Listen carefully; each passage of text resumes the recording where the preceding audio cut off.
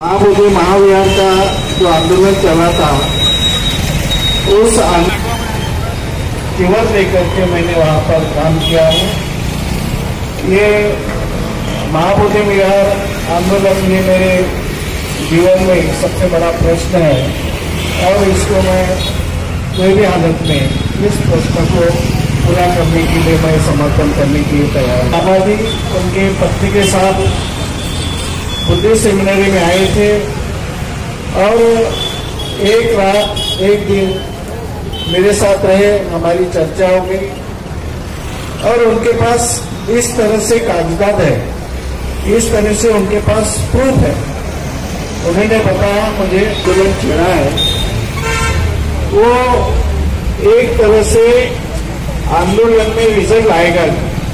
इस समय अवश्य जरूर आंदोलन का फल हमें मिलेगा और महाबोधि महाविहार के फल बौद्धों के हाथ में इस समय आए बगैर नहीं रहेगा, निश्चित रूप से हमारे हाथ में आने वाला है। क्योंकि उनके पास उन्होंने जो मुझे कागज पत्र बताया, उस कागज पत्र के आधार पर मैंने उनको बताया कि निश्चित रूप से आपके पास वो प्रूफ है, आपके पास वो कागजात है और आपकी जो संघर्ष करने की एक प्रकार की एक आपकी जो नीति है, वो इस नीति के अनुसार बहुत बड़ी संभावना है। क्योंकि इस आंदोलन में जो आंदोलन एक ही जाति का होता है, जो आंदोलन एक ही प्रदेश का होता है, जो आंदोलन एक ही कंट्री का होता है, एक ही देश का होता है, उसको उतनी बड़ी कीमत है। लेकिन अभी जो नीति बनाई गई, अभी जो पॉलिसी बनाई गई है, इस पॉलिसी में उन्होंने जितने भी बौद्ध राष्ट्र हैं, बौद्ध राष्ट्र इकट्ठे आने वाले हैं, बौद्ध राष्ट्र के साथ में जो भी बाहर देशों में जो बौद्ध लोग हैं जो काम कर रहे हैं, वो भी सब इस संघर्ष में, इस आंदोलन में सहभागी होने वाले हैं। उसी प्रकार अभी बिहार में भी कुछ विधायक है, उन्होंने ठहराव रखा है संविधान इसमें विधानसभा में, उसी प्रकार लोकसभा में भी अपने कुछ विधायक है, संसद है, वो भी इस बारे में ठहराव रखने वाले हैं और रखेंगे। और इसी प्रकार एक प्रकार का वातावरण ये सिर्फ भारत में नहीं तो पूरे विश्व में एक प्रकार का आंदोलन छिड़ जाएगा और मोदी जी स्वयं आकर कहेंगे, मुझे लगता है कि मोदी जी इस समय स्वयं आकर कहेंगे कि ये महाबोधि महाविहार है, मैं आपको सौंप देता हूँ। इस समय पूरी संभावना है, डरने की कोई बात नहीं, लेकिन अभी जो आंदोलन कर रहे लोग उनको सहायता करने की आवश्यकता है। तेलंगाना में भी अभी मैं निवेदन लेके आया कि जहाँ जहाँ हमें निवेदन देना है, संघर्ष करना है, बिना संघर्ष से कुछ मिलने वाला नहीं। लेकिन पहले जो संघर्ष हुआ वो मर्यादित था, एक जाति या एक धर्म के मर्यादित था। लेकिन ये जो अभी का आंदोलन है एक धर्म का मर्यादित नहीं है, एक जाति से मर्यादित नहीं है, आंदोलन बन गया है। इसलिए ये इतने बड़े आंदोलन के सामने मोदी जी झुकेंगे, जरूर झुकेंगे, ऐसी मुझे आशा है और अभी हम सफल नहीं होगी। इतनी बात करके मैं अपनी बात को विराम देता हूँ। नमो बुद्धाय, जय हिंद, जय संविधान, जय भारत।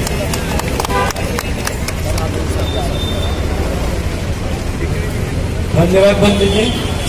यानंतर प्रशिक्षण सरांना विनंती करतो की त्यांनी 2 मिनिटांमध्ये आपले मार्गदर्शन करावे। प्रशिक्षण सर। उपस्थित सर्व बौद्ध भगिनींनो, बांधवांनो आणि आदरणीय भिक्खूसंघ, आपल्या सर्वांना अंकुश नाही बाळगायचं, कुठलं काही नाही बाळगायचं। आपण निश्चितपणे कायमस्वरूपी लक्षात ठेवली पाहिजे आणि ती म्हणजे बाबासाहेबांनी आपल्याला सांगितलंय की या देशाचा संघर्ष, तरी सुद्धा आपण रक्ताचा शेवटचा थेट शरण असेपर्यंत ते सिद्ध करत राहू की ही भूमी केवळ आणि केवळ बुद्धाचीच आहे। त्यामुळे ज्या महामानवाने बुद्धाने ब्राह्मणवादाच्या विरोधात दंड थोपटून ब्राह्मणवादाच्या विरोधात पुढे उभे राहिले आणि ब्राह्मणवादाला नेस्तनाबूद करण्यासाठी आपलं सबंध आयुष्य बुद्धाने या देशामध्ये घालवलं. त्याच ब्राह्मणवादाला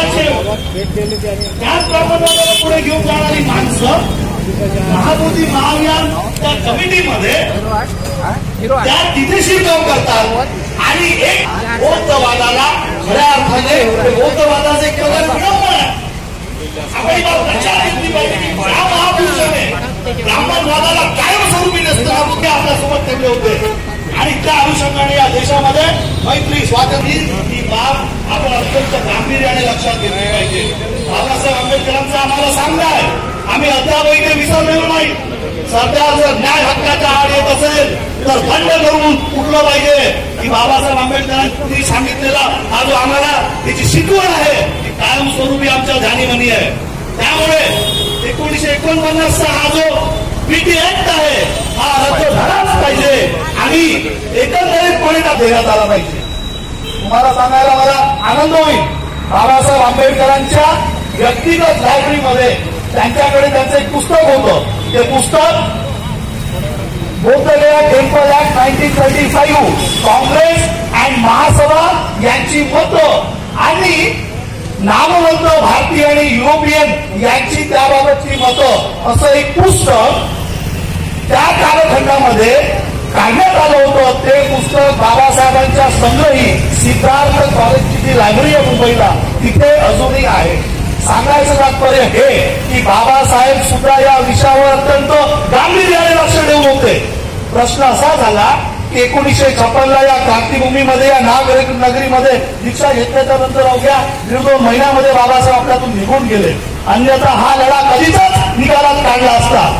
या देशातल्या ज्या ब्राह्मणवाद्यांना ठाम ठासून सांगितली पाहिजे ती अशी की जरी आज आमचे बाबासाहेब आमच्यासोबत जरी नसतील हयात परंतु त्यांचा विचार आणि त्यांचे लेकरं कमी नाही की न्याय आणि हक्क मिळवल्याशिवाय राहणार नाही आणि शेवटपर्यंत हा लढा आपण लढत राहू आणि न्याय मिळवू. मला आशा आहे की बौद्ध बांधव या बाबतीमध्ये अत्यंत सजग आहेत आणि अत्यंत तत्परतेने याला निश्चितपणे पुढे घेऊन जातील आणि निश्चितच आपल्याला यश मिळेल. मी आपल्या सर्वांना यश चिंतितो. इथेच थांबतो. मला बोलण्याची संधी दिली त्याबद्दल आपला आभारी आहे. धन्यवाद. शाखा यांना मी विनंती करतो की त्यांनी मार्गदर्शन करावं.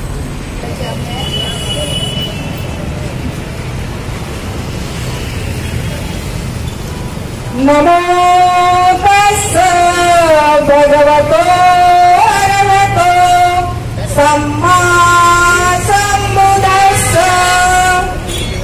महाकारुणिक या संसाराचं सर्व रहस्य जाणणारे तथागत सम्मा संबुद्ध ज्यांनी आपल्याला शांतीचा मार्ग दिलेला आहे, दुःखमुक्तीचा मार्ग दिलेला आहे, नित्ता करुणा आणि मुदिताचा मार्ग दिलेला आहे असा तथागतांच्या चरणी माझं त्रिवार वंदन. सगळे आर्यपुंगल आजपर्यंत होऊन गेले त्यांच्या चरणी त्रिवार वंदन. माझे जेवढेही उपाध्याय आचार्य होऊन गेले त्यांच्या जे चरणी आहे त्रिवार वंदन. तिथे उपस्थित सगळे पूजनीय आदरणीय भिक्खुगण यांच्या चरणी त्रिवार वंदन. माझ्या सहचारिणी यांना मंगलकामना. समोर असलेले सगळे श्रद्धावान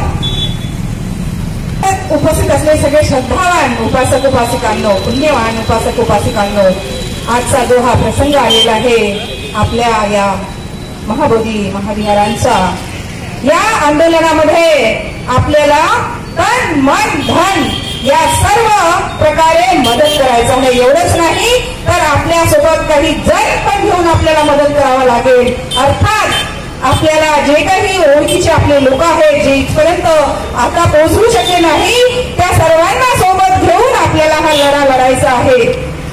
कारण आजपर्यंतचा इतिहास आहे की आपले लोक जो लढा लढले तो जिंकले की नाही.